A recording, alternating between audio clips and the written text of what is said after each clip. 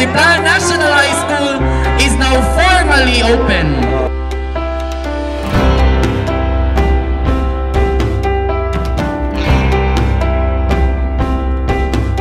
But before that, let us be thankful to God. Let us be thankful to our Honorable Mayor. Round of applause para sa Ginoo o para sa tuang pinangga nga Mayor, Tata Lysel Castortan, no?